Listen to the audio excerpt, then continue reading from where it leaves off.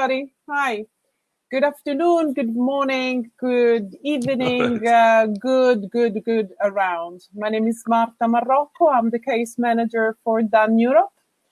And my job is to take care of the emergencies that reach our hotline 365 days a year, 24/7. We have our hotline that takes the emergency that happen to divers all around the world. Today, I'm going to show you, to tell you about one emergency that we had a few years ago. It was very complex, and I hope that you will understand a little bit more about what does that mean to have an emergency and how we handle it. So let's see. Yeah, okay. So a real emergency case, the importance of acting fast. Let's see. So it was a few years ago, it was August. You might have been, if you've been lucky enough to be in this beautiful island. This is Komodo Island in Indonesia. Beautiful diving place and one of the best in the world, of course. And we are with the Smith family. And the Smith family is on a diving cruise around Komodo Island in Indonesia. And therefore, the family, and the four of them, they are all passionate divers. Mark and Eva are about 45 years old. And their children, Clara and Eric, of 15 and 17. So the four of them, you know, beautiful cruise around Indonesia and diving, all of them, very, very nice way of spending holidays. One detail, Mark chose that specific cruise because he had read on the leaflet that there was a portable hyperbaric chamber available on board the diving boat. So he said, well, wow, that's, you know, extra safe. Today, the day of the accident is 12th of August, okay? And it's the second day. The day before, the 11th of August, the family was the first day of diving. And they had done two dives, 17.5 meters, 53 minutes, and 2 hours of surface interval, and then 18 meters, 0.4 for 42 minutes. So I'm sure that all of you think, okay, yeah, been there, done that. Normal first day of diving, not even that deep. 10 o'clock in the morning. So it's 12 August 2014. It's 10 o'clock in the morning, and Mark and Clara, so dad and daughter, complete their first dive of the second day of diving, okay? They made 25 meters and 46 minutes. So again, normal dive. Mark was wearing his diving computer, you know, at all dives, and they did not have any rapid ascent. They respected all the safety rules and did all the safety stops. So basically everything according to plan, everything normal, nothing really particular happened during those dives. After just 20 minutes, Clara starts to feel not fine. So she starts to have some headaches. She's dizzy. She has visual disturbances. So basically, Dad, I'm not feeling fine. But as Clara often suffers from migraine, and you know, they had done two days. It was only 2 days that they were there, and you know, the long trip and the pre-existing thing of the migraines. The son, sorry, the dad thinks, okay, you know, you're just tired, honey. Go to the cabin, have a rest. for the rest. You know, don't dive the second dive. Just rest a little bit. You must be tired. And actually, at 1 o'clock, she feels a little bit better. She comes up to the lunchroom. She has lunch with the family, and everything seems fine. But during the afternoon, she starts to have other symptoms. She overall to her legs. She starts to feel very weak, and she cannot actually walk, and she's gonna go to the toilet. She cannot urinate. And it's 7 o'clock in the afternoon. She went out from the water at 10. So it's already 7 hours that 9 hours that she's out of the water. At 8, Mark calls Dan Europe emergency hotline. And the operator passes the call immediately to a dive medical officer, DMO, which is it's our doctors who are specialized in hyperbaric and diving medicine. He speaks with a diving medical officer who speaks his language, okay, because we have several specialists in all the languages. So, you know, to make sure that, you know, the information gets correct.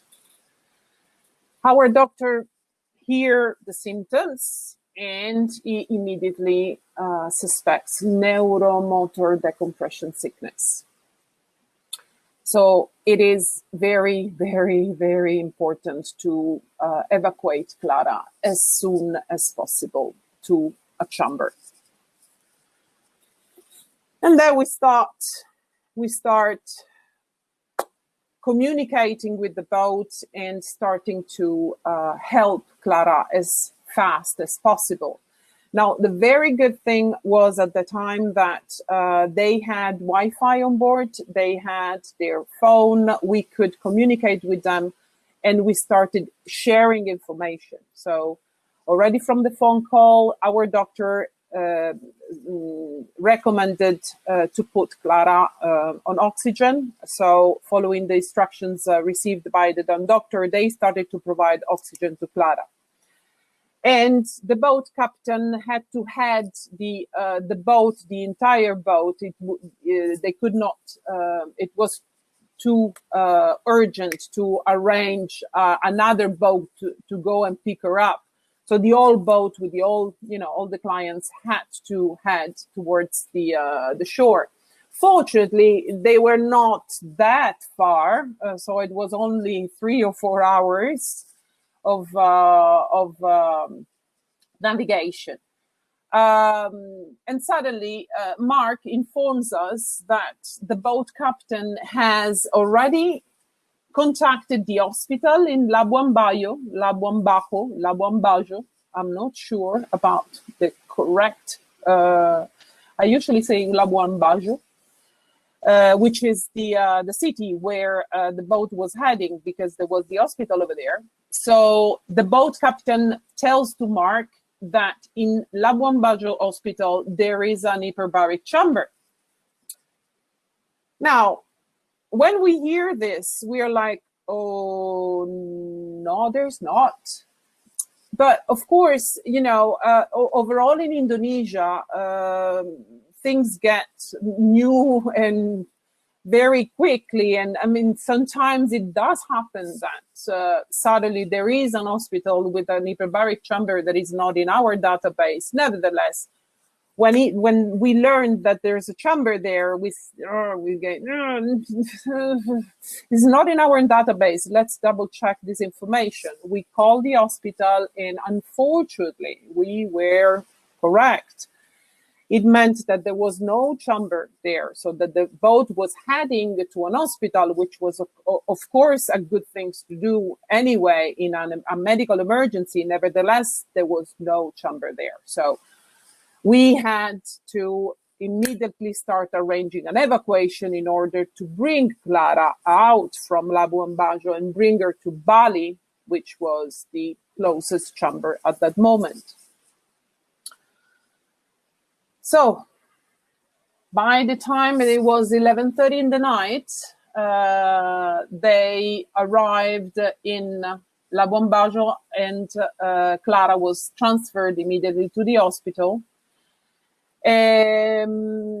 Mark sent us also the copy of their passports meanwhile, and he also informed us of the weight of the small luggage that they would bring along, because in a small airplane, which is the air ambulance, even a kilo is important. The air ambulances are very small planes where, you know, usually the patient needs to occupy the majority of the space. So we always recommend to bring the minimum, and we need to know how much weight are they bringing and how much luggage are they bringing. So meanwhile, Mark sent us the copies of the passport, informed us of the small luggage that they would bring. And before Clara would actually reach the hospital in Labuan Bajo, we had the time to contact them and say, okay, anything that the first medical assessment that Clara will receive is going to be paid by the insurance through Down Europe. And we had the time in those hours to actually find the airplane and arrange the air ambulance that would pick Clara up. And fortunately, the pickup would be only in 12 hours from then. So it was around midnight. So let's say that we were planning to pick her up at the hospital around midday the day after. And in the meantime, we had also contacted Bali Chamber, where she would then be transferred.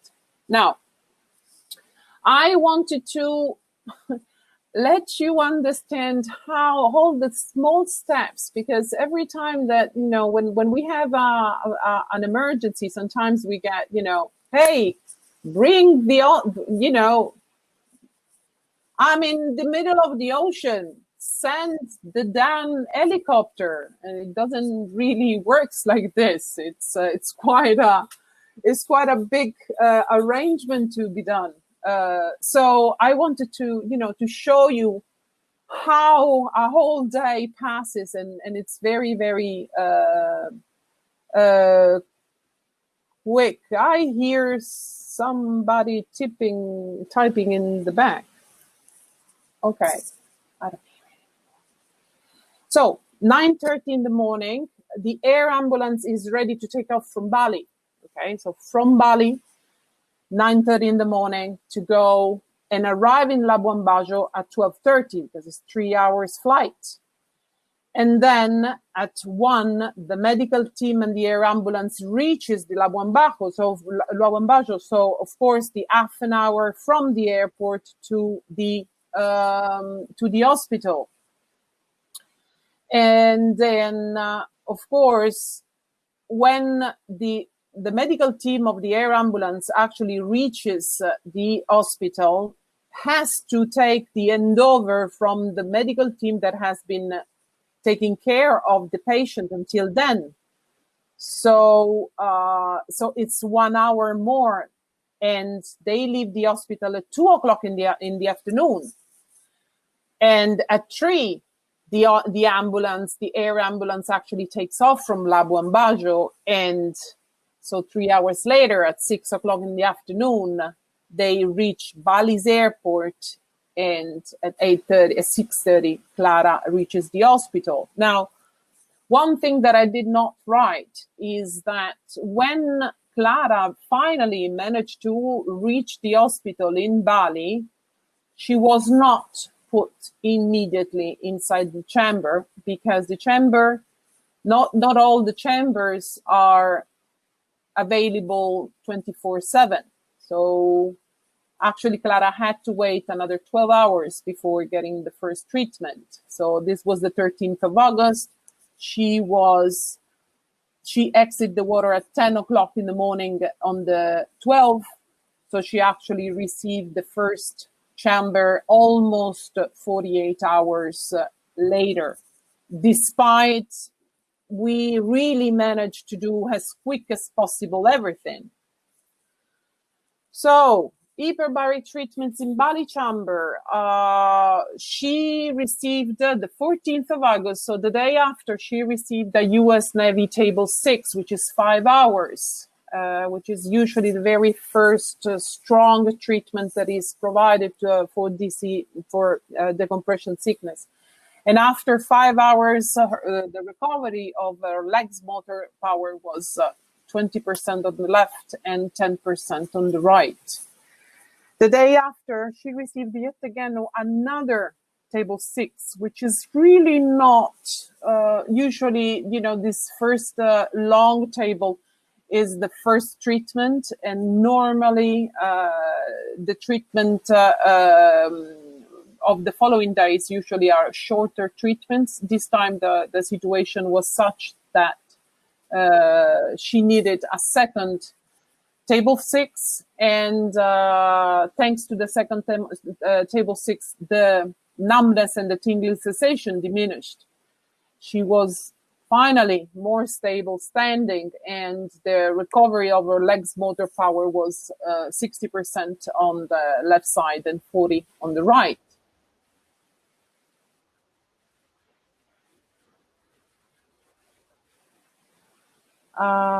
Wait, sorry, because I hear Boris. Boris, I don't know why I hear you.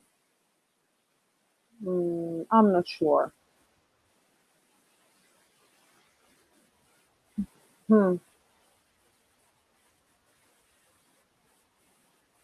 Sorry, guys. I'm hearing the backstage. Okay, sorry. Sorry, let's start again over here. Okay. We had done the hyperbaric chambers here, and okay. So after 3 days of treatment, then Clara, she was, of course, not completely healed. She had not recovered completely, but the decision was to bring her back to her country of residence in order to complete the treatment in her country of residence. And this was because the treatment and the physiotherapy needed was long. So they waited 2 days after the last treatment, just 48 hours, and then we repatriated her to her country of residence. So Clara and Mark fly home on the 18th, and Dan Europe arranged also, apart from the flights, the transfer, the hospitalization and everything, we also arranged the specialized medical structure, the best that we could find, thanks to our web of doctors in Europe, basically the medical structure that would best help the recovery of Clara. And the very, very good things at the end of the day is that Clara is fine, and she's completely recovered. She completely recovered from the accident. I'm pretty sure that you might be, how much did that cost? So the air ambulance, only the air ambulance, and this was not that even that much expensive, was 18,000 euros, which is around 16,000 pounds. And then the medical costs. The hospital in Labuan Bajo was only 350 euros, while the treatments was around 12,000 euros.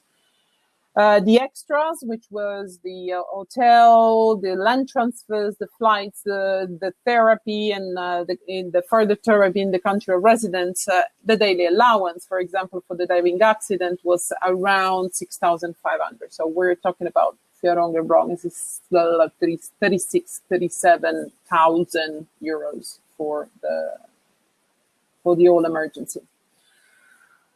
what we learned, what I want you to get from all this, a couple of things. One, when we travel abroad, make sure to get as much information as possible. You might recall, if you managed to listen to the whole story since the beginning, that I said that Mark had actually chose that specific cruise because there was a chamber on board. So I'm sure that somebody might have thought, what about the chamber that was on board?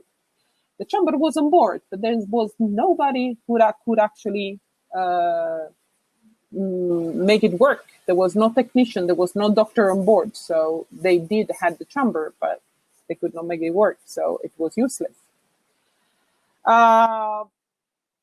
The second point is very important. And I hope that you all, everybody that is listening to me now, please learn this, because it's a very important point, because we would never want anything to happen to our loved one. And for this reason, we rarely manage to be objective towards them. I'm sure, I'm very, very, very positive that Mark did not wait 12 hours, no, 10 hours to call, before saying, okay, Houston, we might have a problem. But the thing is that when it happens to somebody that we love, we don't want them to be sick. So think about it. I'm sure that most of you dive. Your diving buddy is your wife or your son or your best friend. So always try to think, objectively of what is happening. And so overall, better to ask than underestimate. So if you have any doubt during just after a dive regarding a decompression sickness, I take this chance also to inform you that not only insured member of DAN Europe are entitled to call our hotline.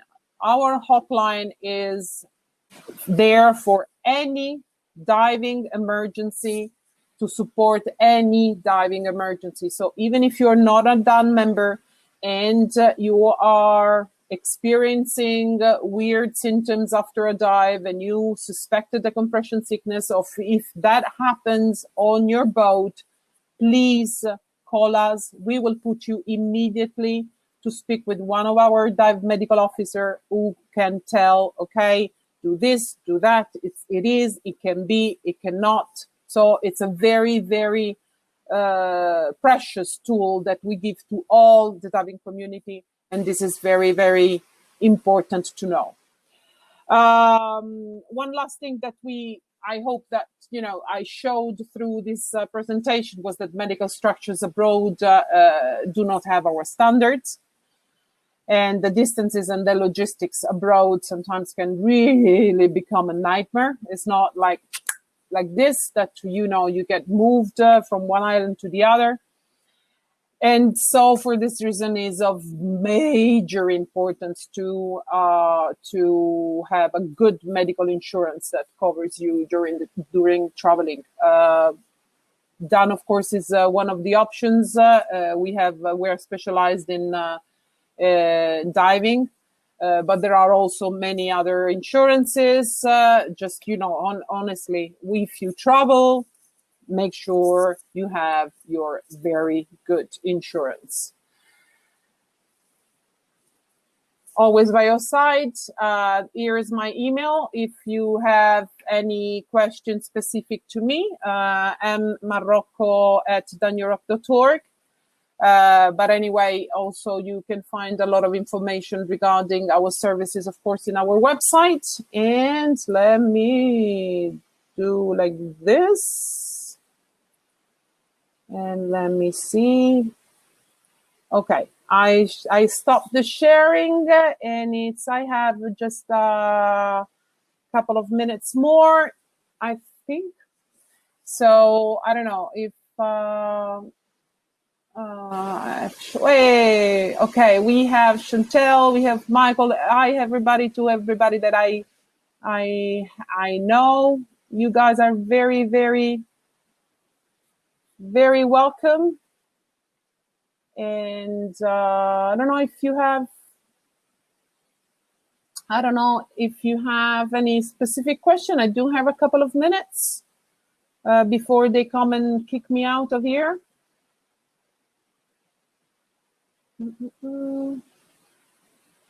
Hi. A lot of a hi. That's nice. It's a nice way to keep together and to keep next to each other in this moment. So weird moment. So it's great to be in Scuba Digital, to share at least some information, to share experiences, and is so nice to be here. Scott says that if you have any chat, okay, you can also chat to me directly. Okay.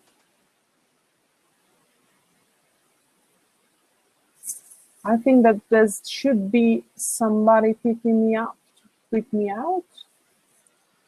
I don't want to abruptly abandon this stage, or should I? Let me check. Yep. Hello, Mark. Here. So Boris. You finished? Yes, I'm finished. All right. That was awesome. Thanks for that.